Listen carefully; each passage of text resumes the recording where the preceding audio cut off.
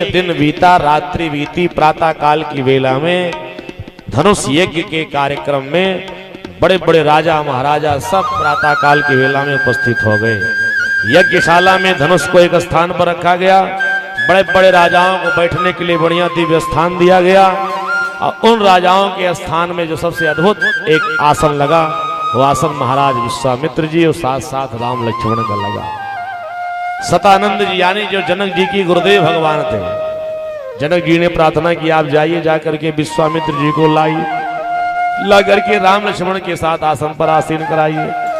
सतानंद जी गए, विश्वामित्र जी को ला करके इस यज्ञशाला में जहां धनुष का तोड़ने के लिए राजा महाराजा करके बैठे हैं, सब सज्जनों आकर के आसन पर आसीन थे। राम लक्ष्मण भी आए, विश्वामित्र जी के साथ आसन पर आसीन हो गए। पूरी सभा एकत्र हुई है, बीच में धनुष रखा गया। ध्यान देकर के सुनेंगे, राजा महाराजा सभा करके बड़े बड़े पहलवान वीर राजा करके बैठे हैं धनुष उठाने के लिए।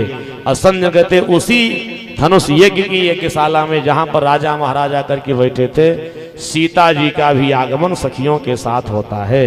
गोस्वामी जी ने वर्णन किया, रंग भूमि जब सिय पगधारी तो देखी रूप मोहे नर नारी, देखी रूप मोहे नर नारी।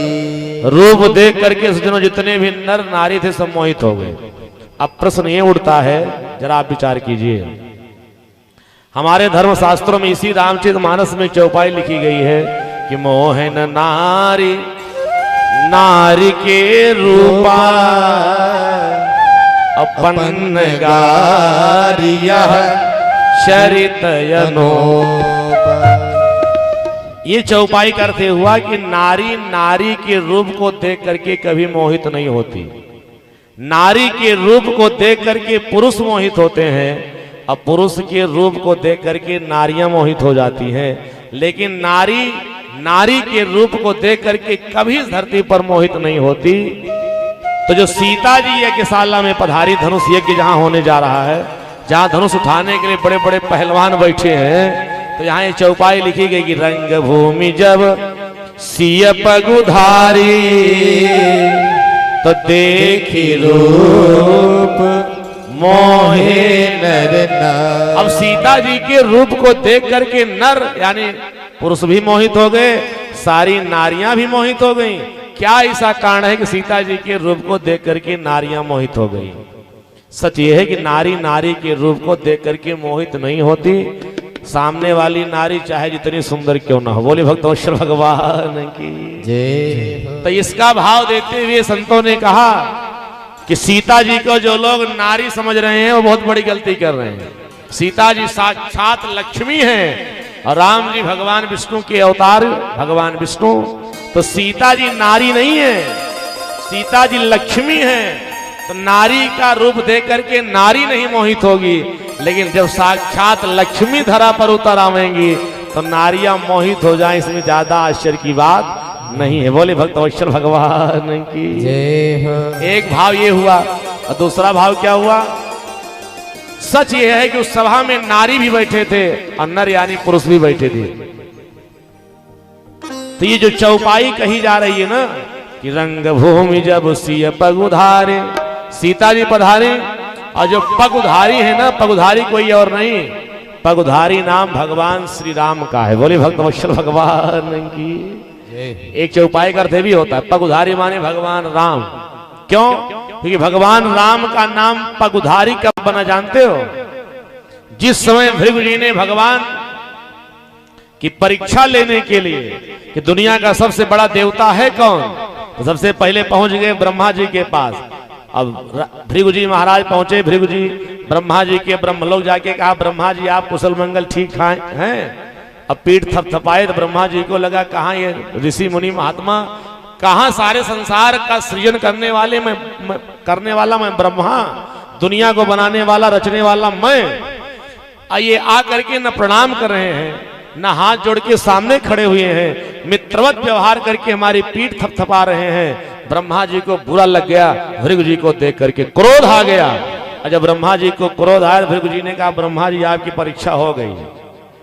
और वहां से आगे बढ़े, पहुंच गए कैलाश पर्वत पर देवादिदेव महादेव के पास परीक्षा लेने के लिए, दुनिया का सबसे बड़ा देव कौन है। और जब शिव जी के पास पहुंचे, भृगु जी ने कहा भोले बाबा जय सिया राम, मृत्युलोक से भ्रमण करता हुआ आया हूं, आप ठीक ठाक हो। और जहां आसन लगा के मृगचर में बैठे थे भोलेनाथ ना, बगल में जाके बैठ गए। भोलेनाथ को लगा मैं देवों के महादेव, महादेव से मिलने के लिए कैलाश पर्वत पर कोई महात्मा आवे तो इस तरह का व्यवहार करे। भोलेनाथ को भी अंदर अंदर क्रोध आने लगा। भृगु जी ने कहा महाराज आपो की परीक्षा होगी, अब जा रहा हूं। वहां से चल पड़े बैकुंठ, क्षीर सागर में पहुंचते हैं तो लक्ष्मी जी सज्जनों भगवान श्री नारायण के चरणों की सेवा कर रहे थे। शेष नाग पर भगवान विष्णु शयन कर रहे थे। और जब भृगु जी महाराज वहां पहुंचे तो भृगु जी ने क्या किया कि लक्ष्मी जी पैर दबा रही हैं, शेष नाग पर भगवान विष्णु शयन कर रहे हैं। रहा नहीं गया, परीक्षा लेने के लिए अपना दाहिना पैर उठा करके अपने पांव को भगवान के हृदय पर जोर से जब प्रहार किया, एक लात खींच करके जब भृगु जी ने भगवान के हृदय पर मारा तो भगवान की आंखें खुली उठ गए। अरे भृगु जी महाराज आप, मेरी ये छाती है, मेरा हृदय ये पत्थर जैसे बड़ा कठोर है, अरे आपका ये पांव ब्राह्मण देवता का बड़ा सरल है, कोमल है, कहीं आपके चरणों में चोट तो नहीं आई, कहीं आपको पीड़ा तो नहीं पहुंची। भगवान का स्वभाव देख करके भृगु जी नतमस्तक हो गए। संसार का सबसे बड़ा देवता कोई है जिसके पास क्षमा करने का सजनो साहस हो, जो क्षमा करना जानता हो ना, वही समाज का भी और संसार का सबसे श्रेष्ठ होता है। बोले भक्त वत्सल भगवान की। क्षमा करने का गुण केवल विष्णु के अंदर दिखा, और जब से भृगु जी ने खींच करके लात मारी है ना, तब से भगवान के हृदय में भृगु जी का चरण चिन्ह बन गया। इतने तेज खींच के मारे थे। तब से जब जब भगवान का अवतार इस धरती पर हुआ, चाहे सजनों वाराह के रूप में आए, चाहे नरसिंह के रूप में आए, चाहे राम के रूप में आए, चाहे कन्हैया के रूप में, जितने भी अवतार धरती पर भगवान विष्णु ने लिया है, समस्त अवतार तो लिए, रूप बदल गया, लेकिन भगवान के हृदय पर हर अवतार में भृगु जी का चरण चिन्ह बना रहता है। ये ठाकुर जी की मूर्ति की हम लोग सेवा करते हैं ना, जाके देखने अपने घर के ठाकुर जी को, जिस मूर्ति में भगवान के हृदय पर भृगु जी का चरण चिन्ह नहीं बना हुआ रहेगा, उस मूर्ति की पूजा करने का कोई फल नहीं मिलता। आज भी सजनों भृगु जी के चरणों को स्थान भगवान ने अपने हृदय में दे दिया, और तब से भगवान का नाम पड़ गया पगुधारी। पग माने होता है पैर, पैर के चिन्ह को हृदय में धारण करने वाला जो देवता है उसी कहा जाता है पगुधारी।